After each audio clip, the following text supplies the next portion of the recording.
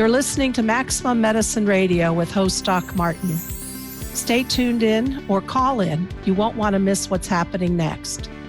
How do you step into your maximum potential? How do you connect your spiritual drive with your physical path? Stick around as Doc Martin takes listeners on a journey through the seen and unseen, the accepted and the unbelievable. Get ready to meet the maximum you the world needs on Maximum Medicine Radio with Doc Martin now. Hi, everybody. I'm Doc Martin on Maximum Medicine. And I've got to tell you something good because it's what led me to our guest today.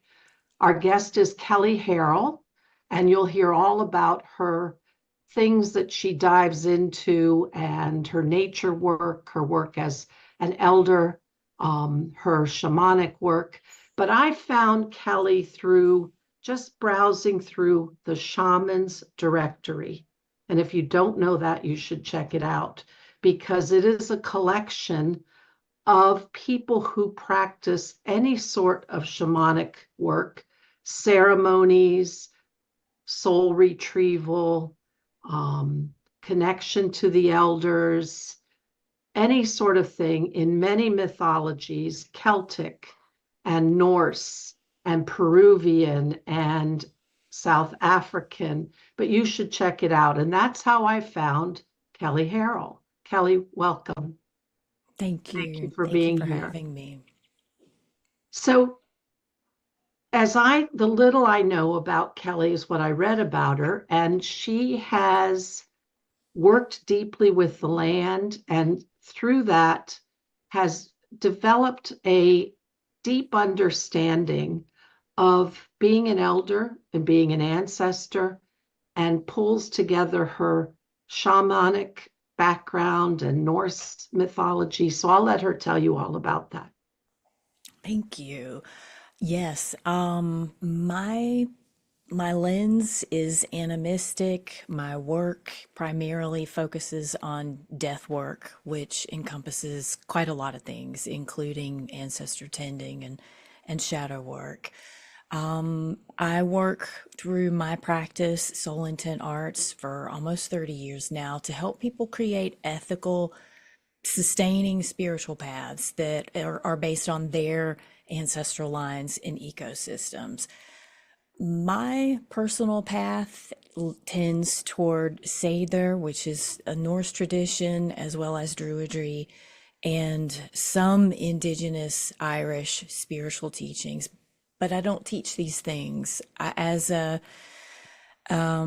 feel like where I'm standing in the world, my positionality, I'm not any one of those things, and they are a blend for me that I feel like would be infringing to some degree to say, well, I'm a Norse shaman or I do Irish work. And so for me, it is helping other people find their ancestral lines, what those traditions might have been, and how they can bring those forward in the ecosystem where they are now in a way that's ethical. So when you say death work, explain to us what that encompasses. Ideally, when we die well. And what I mean by that is we die with our traumas reconciled so that we don't take them with us to keep us unquiet, and we don't leave them behind for our descendants to have to pick up, or our communities to have to pick up and deal with. And so my work is to help people die well, sometimes folks who are terminally ill, or to help dynamics where family members have not moved on well. There's something that has been left undone. It's also to help land spaces that are restless for whatever reason. They have spirits that have not moved on to help them do that. And one of the things that really started to tip me in the direction of elder work, or like thinking in my own sphere of my own elderhood, was realizing after doing years of death work with people there is a component that I would see over and over unaddressed, and that was understanding who was going to be the elder in the family. Like, ideally, we have these conversations around the dinner table before we need to deal with these transitions, but we don't. Most of us don't. And so part of what I would find that kept souls back was not having had an elder, like the commendation of their experiences, their knowledge, their wisdom, and also kind of their energy to some degree, part of their life force to anchor back into the family line or into the community in some way. And so that's also a part of death work that I spend a lot of time cultivating and helping people to find release with. When you say elder, you're talking about a living person in the family structure. Okay. And Yes. when you talk about ancestor, then that is the person who has passed on. Yes. We know I'm struck by, I don't know what you cut your teeth on, but one of the things that I read that triggered me to move to a more understanding spiritually and connection to the land and family lineage was Carlos Castaneda's books. Mm-hmm. And one of the things that he was really big on, or at least that stuck with me, was recapitulation. Mm-hmm. And to do that process of looking at your life and really reconciling each piece. And then when I studied Peruvian shamanism with Alberto Violda, we did a lot of um, clearing the effects of past lives from our trajectory, but also then it evolved to, with other teachers, cleaning up our biologic, energetic, and spiritual lineage. Mm-hmm. And we can carry forth, and you could talk a little bit about this. We carry forward not just in our genetics that are making our day to day biochemistry, but our genetic memories. And then you add to that, which shamanic people talk about, are the imprints left in our energy body. So we carry forward all of that stuff. Absolutely. And And then also, Kelley, tell me if this rings true for you. We've been taught, many of my shamanic and energy teachers, that if we can clean it up in our field, we actually heal those who have gone before us. And I used to tease people and say, we talk about pay it forward, but this is really pay it backward. So absolutely. that's rings true for you. It does. And I would even one up that another ante, which is when we have that experience of truly shifting our own relationship to our traumas, when we reconcile these things and we're able to do ancestor work in helping people who have not died well. They're not in a place where they can share their gifts. And in fact, they're probably creating harm from not being able to move on. When we can help them do that, they can then help do that healing backward also, even further than we can. And Mhm. and that's part of their job. I mean, it's part of what is supposed to have been happening all these thousands of years that we haven't done our death work thoroughly, at least in this Mhm. culture. I can't speak to anywhere other than American Mhm. settler culture. But we have a backlog. We have a backlog of dead who have not passed on properly. They have not had their rights effectively, and they contribute to the crescendo of stress and anxiety, and in Mhm. some cases, harm, like actual possessive harm. So when we can release this from ourselves, we are no longer contributing to that. And when we can do that work with beings who didn't have that opportunity in their lifetimes, they become beings who then even work further back in our ancestral lines to help other beings reach that same space. I was thinking one of my first big steps, I would say, in healing my anxiety, my anger, always telling the story of the dysfunctional family was dropping that story, dropping that, oh, well, I'm this way because my mother was so and so, or I'm this way because my father made me, or, that kind of story that so many of us carry, that we define ourselves by what our parents didn't do right for us. Dropping that story for me is one of the most powerful, um, really initial and important integral step to clearing that whole flow, that biologic and energetic flow of lineage energy, isn't it?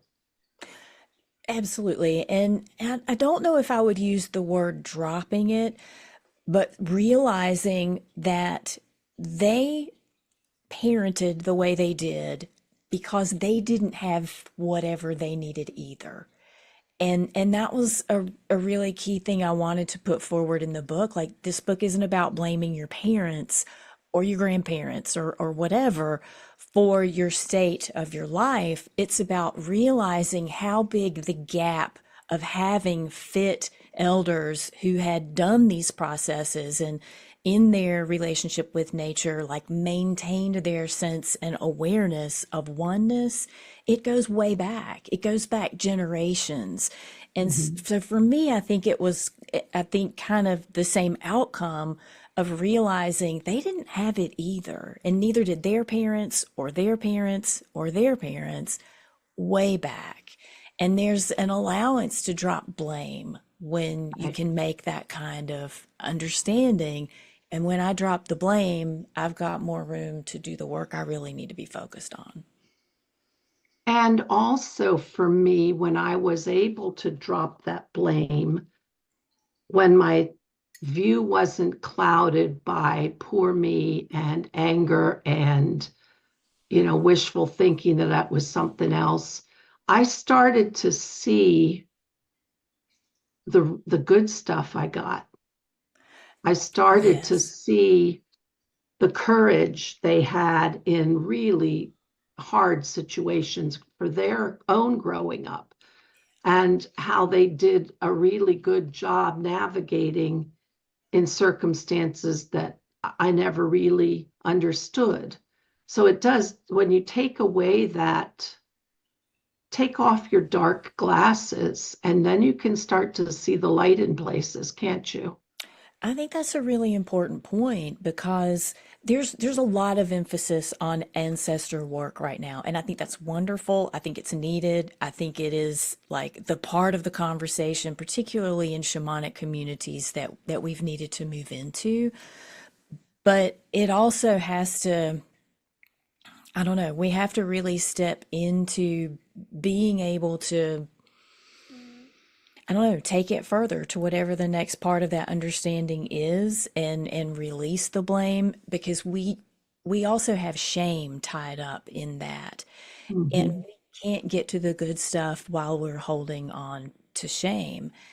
And something that I see happening for a lot of the European diaspora in American culture is deep shame about how our ancestors have contributed to kind of the state of things at present. And I think it's good that we make that connection. It's good that we understand that.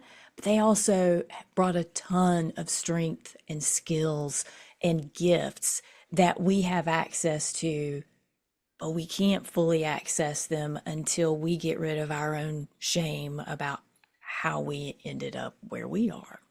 Mhm. So let's segue into a thing that you talk a lot about in your book, From Elder to Ancestor. And I'd like to talk and have it kind of morph into talk about the settler centric way of living. And then if we could sort of extend that into what I see as part of our problem coming here, leaving our, whether it was Eastern European, Irish, Mhm. Scottish, English, French, whatever, we left our land. Yes. So why don't we talk about that? I got chills. Um, when I say settler centric, this is something that I talk about a lot in the book, settler culture. I mean the way of life that has developed from the colonization of America, the forced taking of land and resources from the indigenous people of this place. And we've kind of like romantically called that manifest destiny. We've called it doctrine of discovery, but they just don't have the ring that forced colonization has. And I think that's something we have to sit with, and we have to realize how we got here. One of the exercises that I have students do in the 2 year training that I mentor is really tracing how you got here. And it's not easy. It's usually not pleasant, and it's incredibly illuminating to understand the sacrifices that were made to get you here. But there's also the realization of a lot of privilege in that that maybe some people weren't owning before. And that's kind of the modus operandi of settler culture, is that in that mentality of colonization and taking land, taking resources, displacing people, if not enslaving people, is this dichotomy of someone is on the top and someone is on the bottom. And part of the colonization is to keep that structure intact, keep it from changing. So, like, it really is a part harming of the land, harming of the humanity that has stewarded that land, which is part and parcel with we are nature. We are not part of nature.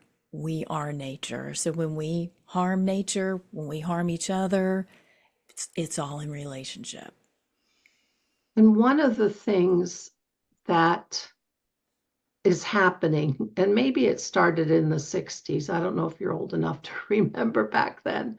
Um, but this hunger for the way the indigenous did it. In America, it's mostly about Native Americans of the Southwest, but the hunger for that indigenous energy, and even though sometimes we appropriate it a bit superficially, I think there's a deeper hunger. What do you sense that, and what do you think that's all about? Absolutely. I would not make light of appropriation on any level, but I experience that as a displaced yearning for your own indigeneity, your own land-based identity. And on some level, that yearning means you realize you're a stranger here. You have not been in unbroken relationship with the ecosystem that sustains and supports you. And so then what do you do with it? Like, it's logical that you're going to look to the people around you who do have that relationship, but we haven't done it in any respectful way for the most part. It has been poaching and appropriating. And so, like, trying to shift that lens to what are your ancestral lines? What are your genealogical relationships? And sometimes even trying to figure those out can be really fraught and painful. It's not easy for everybody to even find those records or people who would have that information. So, as much as we can to learn what our land-based identities were, which is probably more than one at this point, and to learn what the indigenous practices of those people were, but also to be careful not to romanticize that and displace people who are still in those regions, who have like fought out their own relationship to what indigeneity means and what other forces have colonized there. Absolutely. I think we have to, particularly as Americans, look back at that and understand our own immigration to this place and what that means for us spiritually now. So I'm going to tell you a kind of a woo-woo story. I live in very rural South Central Pennsylvania. And when I was finishing medical school and then went to residency, I kept telling myself I want to go somewhere where I have a house that I can walk to the barn because I want a horse. And I want to live because once I had visited Amish country because it had these gentle rolling hills. And a job opportunity came up, and I landed literally in a place that you would have, I mean, it just was nothing like where I was, where had been all my life. And it was everybody was saying, "Why are you going there?" I said, "I can't explain it. I'm called to go there." And several years later, I had this older gentleman as a patient, and I reflected that perhaps a year prior, my aunt had sent me a photo of an old woman in a bonnet and the white laced collar dress, and her last name was Fogelsanger. Well, I'm Martin. What's Fogelsanger? And so it was interesting. I had this patient whose last name was Fogelsanger. So I said to him, I said, "Oh, this is wild. I have a great great aunt who's a Fogelsanger." And he told me that one of his family members was making a genealogy. And he Xeroxed it, and it was typed because, Yeah. guys in the 60s and 70s who we didn't have computers, and these older folks were typing it all out. And he made me a copy, and I saw how Fogelsanger went to, I think, EBY, which is an Amish or Mennonite name, and then to Miller's. And at the same time, my sister was doing genealogy, ancestry.com probably, and pulled together stuff and found that literally 30 miles from where I live was an old Mennonite church from like the 1700s, early 1800s, where we are related to those people. So here I landed in a geographic area that I had no logical reason to be in, to learn that through a patient of mine who turns out I'm probably related to him, I was able to track that 30 miles away on my mother's father's side, way back, were my ancestors. That's wild. It is wild. But I do believe many of us have synchronicities where we are called back to places of connection. Not that we'll always know what they are when we're called there, because I surely didn't know. I thought I had a past life as a Tuscarora Indian here. It felt that I had. But I think we're called, and that brings me to my next question. We talk about this sometimes it's a bit new agey, that we have to restore our connection to the land. We have to get in better relationship with nature. But I think it's not just a new age concept. I think it has real deep. Tell us about that. Thank you for sharing that story. I love that. Um, I think that it's imperative for us to find our relationship to nature, and it will not be the same for everybody. That's kind of the beauty of it. But we all have to find the way that we are connected into ecosystem. And I don't think until we start to do those explorations for ourselves, we don't realize the grief that it's going to stir up. We don't realize the things that we've lost because of it. And I will say, I think for a lot of European diaspora in American settler culture, it's so far back that we've lost all bearing of what those rights and land relationships would have been. And I call that the broken path. When we, particularly when we have a calling to something that is greater than ourselves and anchored in place, and yet we feel discombobulated around it. We don't have lived teachings or elders who have an unbroken relationship to what those ancestral teachings might have been. So, then we do have to have some sort of exploration of what our relationship to land is. And I think that's also kind of fraught here because we're talking about the exploration of what our ancestral lands would have been, quite possibly in a place we've never even visited and may never visit, as well as the relationship we have to the land where our family has been here, and realizing there may be other people in relationship with this land that you're currently on that do have unbroken ties. They do have rights and nature spirit relationships that have been handed down for thousands of years.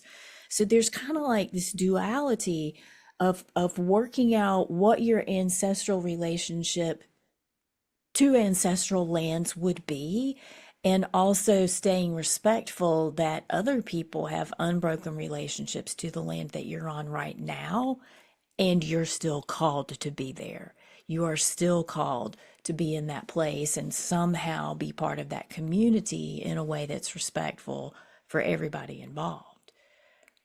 So, talk, if you will, expand on relationships with the land, because I see them as not only spiritual, but energetic.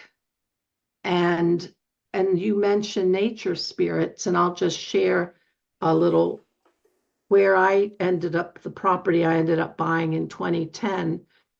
I came down the driveway and I felt it. I felt it. And that summer, I moved in April.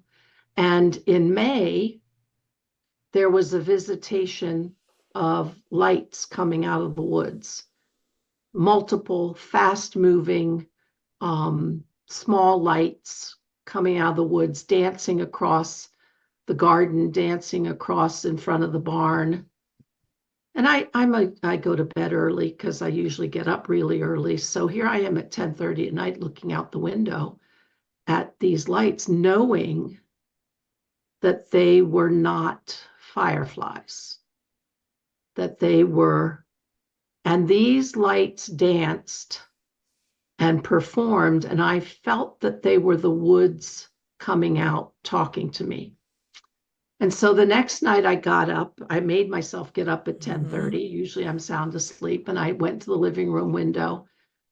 And I had such a yearning of connection to this because they felt like the spirit of the land in some way. I didn't know what form or how, and I asked them to come forward. There's nothing, pitch black.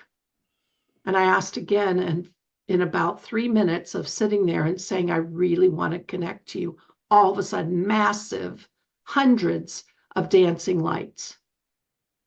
And this went on for several days. We had this communion that changed me. And so for me, when you say connection to the land, it's not just that it's beautiful. It's not just that my vegetables grow really well, but I actually feel the energy of it. And sometimes in my mind's eye, it takes form. It feels like, people talk about fairies, they talk about nature spirits. I've never seen them, seen in form or anything, but to me, that's what they were. Tell me about your experience with connecting to land. That's beautiful. Um, so I grew up with a grandfather who I don't know if he ever even knew the word animist, but he moved through the world as an animist. He had the perspective that everything was alive and we are constantly in relationship. There's a reciprocity happening with everything you're around all the time. And that means that you're responsible for it. We have agency in this world. The way science works here, we have agency. We do things, there's impact from the things that we do. And so my childhood was him reinforcing that nature is aware that we are here. Nature is looking back at us. We're the ones who are missing it. We're the ones who don't really have the awareness. And that's where it started for me. It did not become, I just thought that was like life. Like I thought Mhm, everybody, mhm. kind of had that. I was older before I realized they didn't. And I had experiences of trauma that led me to seek out shamanic healing from a woman who lived in this area. And that's the point. I was like 25 or something. That's the point that I realized all of this is truly alive all the time.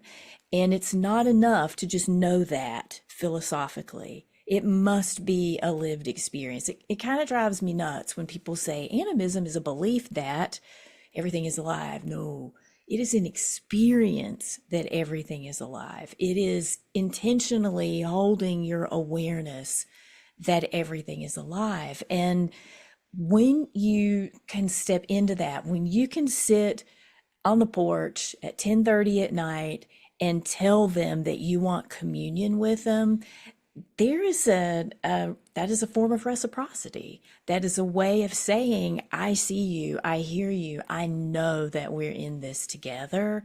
And that is exactly the kind of invitation that they're waiting for from us. And not just in a necessarily in a prove to me that you exist kind of way, but also in a tell me what you need. Tell me where my voice needs to be in the human community to keep you safe, to make sure you have what you need. And I feel like that's where a lot of ecological studies overlap with animistic perspective super easily and automatically even. I I love think I that love that experience. because, at first I thought, am I crazy? And then I thought, well, no, I'm not because I can feel it. I can feel that there's an intelligence here. It was so new to me and so otherworldly. I was too scared to go out in the front lawn and sit. I stayed, who knows if these are intelligent beings, surely they could appear inside the house, but I felt safer behind the glass. But that going from that yearning for connection to the real depths of reciprocity where you actually dialogue, you actually ask, what can I do for you? It's not just for me at that moment, I was taking in the wonder. I was absorbed. I was taking and taking and taking. But the more I think elevated place that we should get to is what can I do back for you? I'm And with when you I on that. learned to sit in sacred dialogue to say, what can I do back for you? I would say 99 times out of 100, the answer that I got would be some form of be the absolute best that you can be in the world with respect for us. And we'll help you get there. We'll help you do it. And so it wasn't even, well, you need to bring me your firstborn child or, you know, put the fruit and the alcohol on the shrine. It was literally be bigger, be better, and keep us in relationship as you're going forward now into the world. Mhm. Something that I learned from Sandra Ingerman many, many years ago was that nothing comes to us that isn't coming through our ecosystem. Like we have to be in good relationship with our ecosystem in order to be well, in order to have the things in life that we say or want or need. And I think that's absolutely true. And I think the inverse of that is also true, that when our ecosystem is not well, we can't have what we need as the human counterpart of that ecosystem. And I mean, we're seeing that in climate change. We're seeing Mhm, that mhm, in, at least where I live, very agrarian area, lots of things in the groundwater. Like we're mhm, all in relationship. mhm. So, if you were to tell somebody who's new at developing a relationship with the land, what practices or awarenesses would you suggest that they hold or try and work on? I think that's what a lot of the introspections in the chapters of the book are designed to help people do. And some of it is challenging yourself philosophically. Like, as we're having this conversation, as people are listening to us have this conversation, what parts of them are resisting? And what parts of them are saying, yes, I've actually had those kind of experiences. I didn't really know what it was. I like to take people back to, what was your favorite place when you were 4 and 5 years old? Like what was your favorite thing to do, your favorite place to be? I've never had anybody say, in the house watching television, not once ever. It is always, playing with the neighbor's cat out by the creek when I was little, or outside riding my bicycle, or playing in the woods when I was growing up. It's always something nature centric, and there's usually a bluebird or a specific tree that really is prominent in their memory, and I invite them to go back to that now with this animistic awareness and explore what the relationship with that place and that tree or that bird was. Like, what other dimensions of that are available to you now that maybe you didn't have access to or didn't need to think of in an analytical way when you were 4 and 5 years old? And I think that's important that I wanted to add is what you just said. It's important to get to suspend disbelief, get out of your analytic head, and maybe dive into this through the feeling state. Because if you start questioning somebody when you remember this, well, how did it feel? And then if you take it a little further, what do you think was the bluebird saying to you? I mean, the stuff that people actually have access to, I think, can be gotten in those intuitive realms and the more hidden realms by going in through the feeling state. Definitely. And Mhm, what might your relationship to Bluebird be now knowing that? mhm, And it's very simple acts. Learn what your ecosystem wants. Learn who's there. Like really grounded, factual stuff. Who's there? What does it need? What does this season dictate that its needs are? And give those things. I always tell people nature loves an offering. Make sure it's one that isn't going to tip the ecosystem in some mhm, harmful way or attract attention that you don't want to have up close, but literally leaving things out that your ecosystem needs, that your birds need. And do it with intention. Like, just do it with a tiny prayer, do it with a statement aloud. If you're in a place where you can say these things aloud, I am in this place intentionally to engage relationship with you. And if you do that every day for a week, it will not take a week before, as you said, you start Mhm. feeling an intelligent presence speaking back to you. So one of, yes, I love that. I love that. And to me, that's the biggest gift I gained from starting to explore shamanism is to really stop and feel the parts of the universe, the other world, the unseen world, to feel. I've always been connected to animals, but um, to really deepen into feeling it. I mean, we just an aside, we can feel when we don't feel good in a place.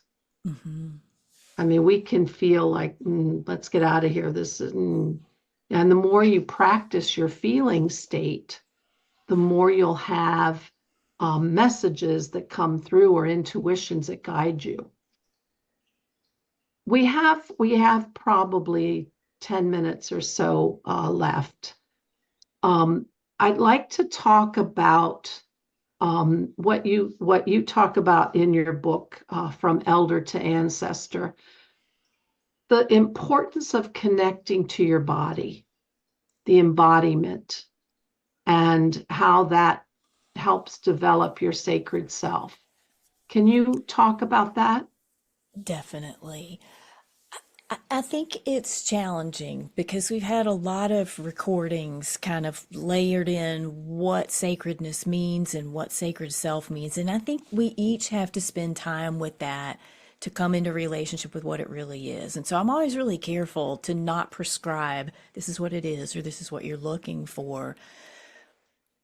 What I notice when I talk about self as sacred is people automatically think I'm juxtaposing one part of myself as higher or more spiritually superior than the rest of me.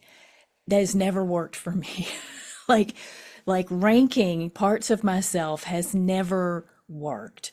And so for me, it's coming from this place of wholeness and understanding that there is a part of me that positions itself in a very earthly place and it knows how to work things here. And it's also transpersonal. It is also firmly rooted into other beyond here.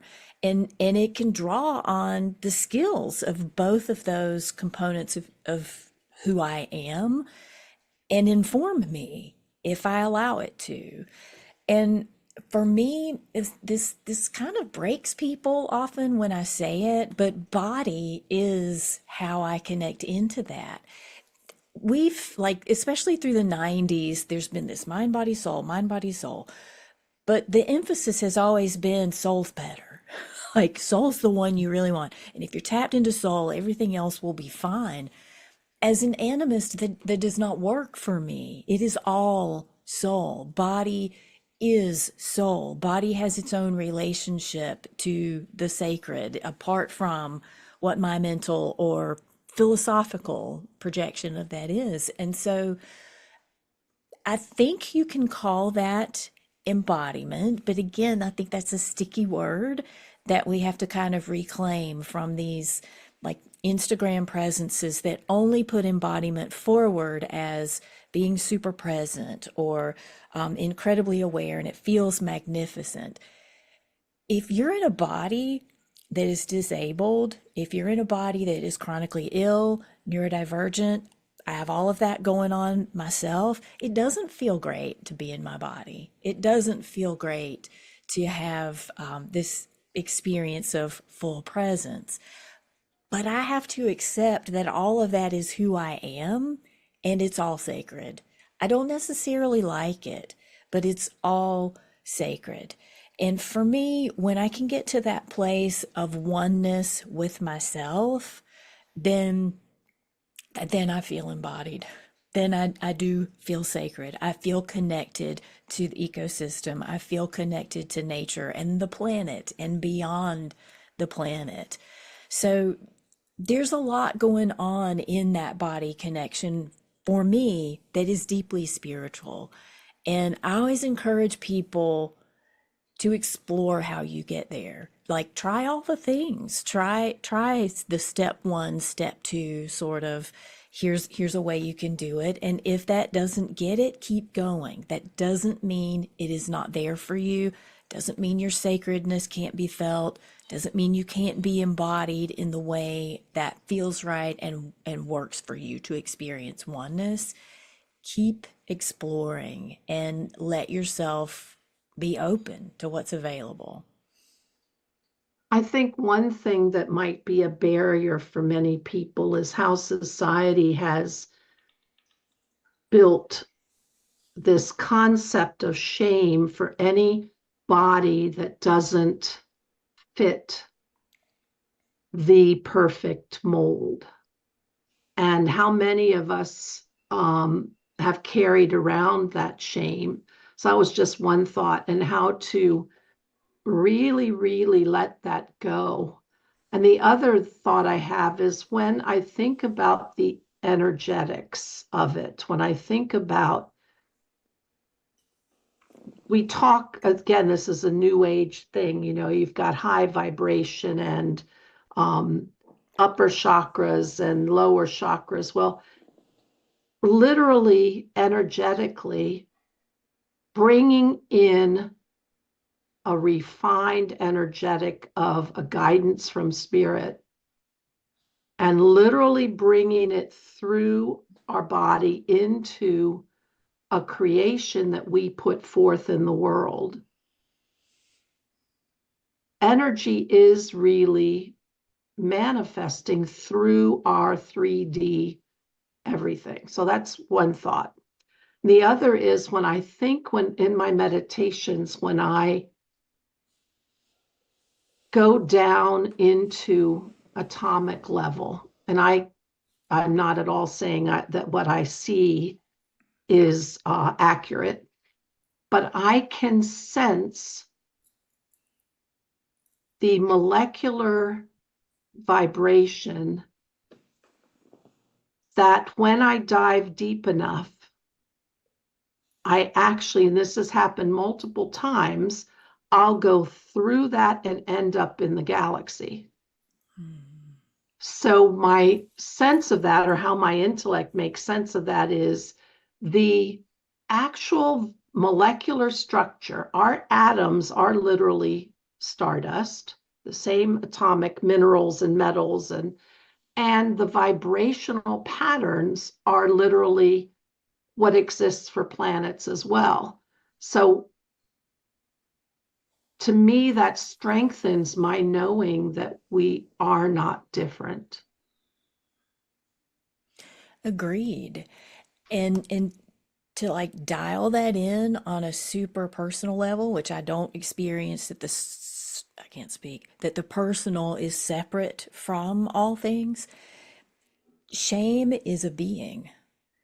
Like if we're going with the awareness that everything is alive and everything has agency and we're in relationship, shame is a being and it is a relationship that we're in, and we can engage that being. Like one way that I do that is ask the spiritual manifestation of shame to come sit with me. I do a lot of having tea in my Mhm. underworld space. I invite beings to come have tea with me, and sometimes there's talking, sometimes there's no talking. There's just felt sense. There's just deep knowing. But there's this, it levels the playing field. It makes us the same. It makes me on par with shame and shame on par with me. And we can have a conversation that helps me to be in a healthier relationship with shame. And I don't have to hold on to it. I can let it go. I can let it move on to do whatever its next version of itself is. And what I like about that is so many times we've been in our spiritual practices been asked to do processes of sitting with our inner child sitting next to us, or our future healed self. But that's also very powerful to invite the being of shame or mistrust or something to really converse with that. That's very powerful. We so like to go to the stuff that feels all glittery and let's look at our healed self. Oh, how exciting. Well, how about if we look at the parts of us that are hurting, the parts of us I that would are. skip over it if I could too. I mean, really, if I'm honest, I would skip over it too, but it doesn't work that way. And that's that whole you get to the point of like, okay, am I going to be one of the unquiet dead, or am I going to be an ancestor that moves on well? I have to sit and have tea with shame. That's just part Mhm. of the deal that I have to do. I like that.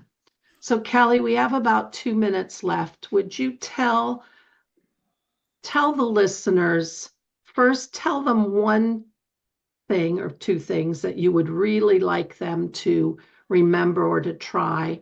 And then if you would tell people how they can get in touch with you to learn more from you. I think something that cracks people up all the time when I talk about like learning to do rituals that help you take your atmosphere as being alive is to approach the things that you already do as sacred. It's not about incorporating this big high ritual that you can't do after you've worked all day.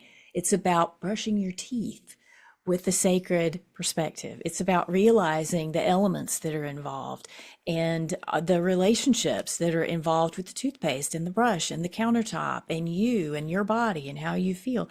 Like, truly, brush your teeth as a sacred experience. Call in the space. Like, the things that you're going to do when you want to do all the big ritual, do that before you brush your teeth and just observe. Observe how brushing your teeth becomes something else. Everybody laughs when I say that, but it's true. It Mhm, really mhm, changes your brain about how you're moving through regular space time all the time. mhm. As far as how people can find me, I everything you would want to know is at soulintentarts.com. That is my practice, Soul Intent Arts, and that is my website. Perfect. So, everybody, this is Doc Martin, Maximum Medicine, and this has been conversation with Kelley Harrell. And I thank you so much for joining me and having such good conversations about basically cleaning up our act so that we can heal everything around us, even going back into our lineage and restoring our connection with the land. It's been wonderful talking to you. Thank you so much. Thank you so much for having me. You've been listening to Maximum Medicine Radio with Doc Martin. Tune in next time while the doc talks health, spirituality, and the impact your beliefs have on every part of who you are, body and soul. Doc Martin unpacks the challenges we face as human beings and teaches callers to open the door between the scientific and the mystical. To learn more about Doc Martin and Maximum Medicine, visit www.sharonmartinmd.com.